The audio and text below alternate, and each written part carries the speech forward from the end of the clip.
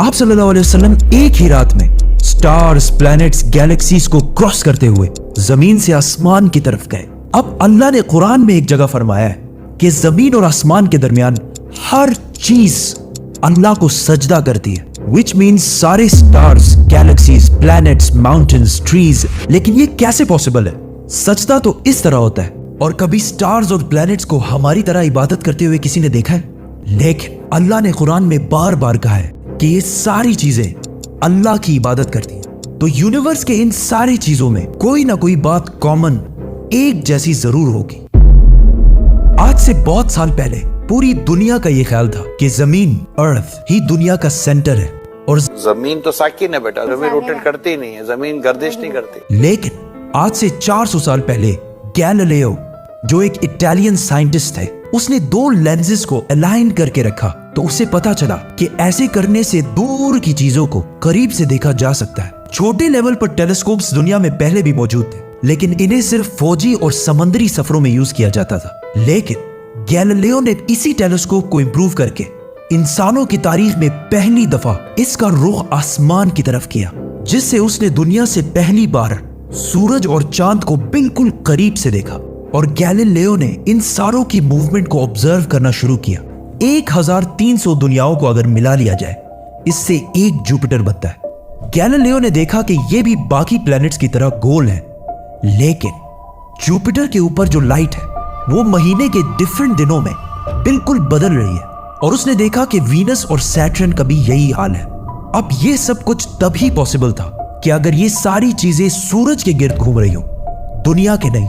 Galileo ने ये बातें पूरी दुनिया को बताई कि यूनिवर्स का सेंटर दुनिया नहीं बल्कि सूरज है। लेकिन इस बात को सुनकर यूरोप के सारे चर्चेस उसके दुश्मन बन गए, क्योंकि उस जमाने के पोप का ये ख्याल था कि जमीन ही यूनिवर्स का सेंटर है। और सिर्फ पोप का नहीं, पूरी दुनिया का ये ख्याल था। जमीन तो साकिन है। जिसकी वजह से गैलीलियो को चर्च से ये सजा मिली कि वो हमेशा के लिए घर में बंद कर दिया जाएगा। लेकिन गैलीलियो ने अपना काम जारी रखा और उसकी इन रिसर्चेस को बाद में पूरी दुनिया ने माना। इवन पोप ने भी गैलीलियो के मरने के 350 साल बाद पूरी दुनिया के सामने उससे माफी मांगी और कहा कि हम गलत थे और आप सही थे।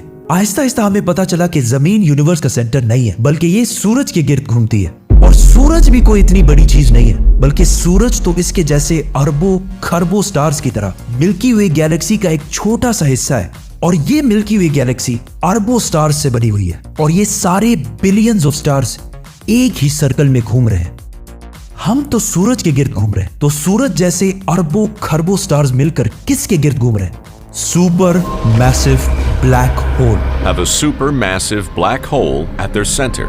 इस ब्लैक होल ने, जो हमारे सूरज से 40 लाख टाइम्स बड़ा है, ने पूरी गैलेक्सी को एक गोल सर्कल में रखा हुआ है। जिस तरह हमारे सूरज ने जमीन, जुपिटर, मार्स, इन सारे प्लैनेट्स को एक सर्कल में रखा हुआ है। लेकिन ये गैलेक्सी भी कोई इतनी बड़ी चीज नहीं है, बल्कि ये लाखों और गैलेक्सीज को मिलाकर एक छोटे से क्लस्टर का एक छोटा सा हिस्सा है। ये लाखों गैलेक्सीज मिलकर एक क्लस्टर बनाते हैं और ये क्लस्टर भी कोई इतनी बड़ी चीज नहीं है, बल्कि इस जैसे लाखों क्लस्टर्स मिलाकर एक सुपर क्लस्टर बनता है। और ऐसे हजारों सुपर क्लस्टर्स और भी मौजूद है। अब आपने ये नोट किया कि इन सारे स्टार्स, गैलेक्सीज, प्लैनेट्स में एक चीज कॉमन है कि इस पूरे यूनिवर्स में हर चीज किसी न किसी दूसरे ऑब्जेक्ट के गिर्द घूम रही है। और जब रसूलुल्लाह सल्लल्लाहु अलैहि वसल्लम भी आसमानों की तरफ गए तो उन्होंने बैतुल मामूर में फरिश्तों को नमाज पढ़ते हुए नहीं देखा, वो भी किसी चीज के गिर्द घूम रहे थे। लेकिन घूमने का इबादत से क्या ताल्लुक है? अल्लाह ने तो कहा है कि ये सारी चीजें इबादत करती हैं। आपको पता है अल्लाह ने ये बात किस सूरत में कही है? सूरह हज में। हज में मुसलमान पूरी दुनिया से इस्लाम की सबसे मुकद्दस और होली जगह काबा के पास जाते हैं और बार बार इसके गिर्द घूमते हैं। अब इस सर्कल करने का मतलब क्या है? जब मुसलमान काबा के गिर्द घूमता है तो वो उस वक्त अकेला नहीं घूम रहा होता, बल्कि चांद, प्लैनेट, स्टार्स, गैलेक्सीज, क्लस्टर्स सारों के साथ एक ही इबादत में शामिल हो जाता है। तो ये सारी चीजें हमारी तरह इबादत नहीं करती, बल्कि हम मक्का जाकर इनकी तरह इबादत करते हैं। लेकिन इस आयत में तो लिखा है कि ये सारी चीजें अल्लाह को सजदा करती हैं। सजदा का मतलब सिर्फ हमारे वाला सजदा नहीं है, बल्कि अल्लाह के निजाम के मुताबिक चलने को भी सजदा कह सकते हैं। लेकिन अल्लाह ने इस आयत में सिर्फ स्टार्स, गैलेक्सीज और प्लैनेट्स का नहीं कहा, बल्कि हर चीज, पहाड़, दरख्त, जानवर, सब का कहा है। ये तो सर्कल्स में नहीं घूमते। आज से हजारों साल पहले एंशिएंट ग्रीस में ये कॉन्सेप्ट बना कि कायनात की हर चीज एक बहुत ही छोटे पार्टिकल एटम से बनी हुई है, जिसको फिर 2000 साल तक पूरी दुनिया भूल गई। लेकिन आज से 200 साल पहले इस कॉन्सेप्ट पर रिसर्च दोबारा शुरू हुई और साइंसदानों की रिसर्च से पता चला कि एटम सबसे छोटा पार्टिकल नहीं है, बल्कि इसके अंदर और भी पार्टिकल्स हैं, जैसे प्रोटॉन्स, न्यूट्रॉन्स, इलेक्ट्रॉन्स। प्रोटॉन्स और न्यूट्रॉन्स हमेशा एटम के सेंटर में होते हैं और इलेक्ट्रॉन्स हमेशा इनके गिर्द घूम रहे होते हैं, ऑलमोस्ट बिल्कुल उसी तरह जिस तरह प्लैनेट सूरज के गिर्द घूमते हैं और स्टार्स ब्लैक होल के गिर्द घूमते हैं। जिसका मतलब है कि कायनात की हर चीज चाहते या ना चाहते हुए किसी ना किसी चीज का तवाफ कर रही है। और जब कोई मुसलमान काबा का तवाफ करने जाता है तो वो कायनात की हर छोटी से छोटी चीज, जैसे एटम के अंदर इलेक्ट्रॉन से लेकर कायनात के सबसे बड़े ऑब्जेक्ट्स, प्लैनेट्स, स्टार्स, गैलेक्सीज और इवन बैतुल मामूर में फरिश्तों के साथ एक ही इबादत में शामिल हो जाते हैं।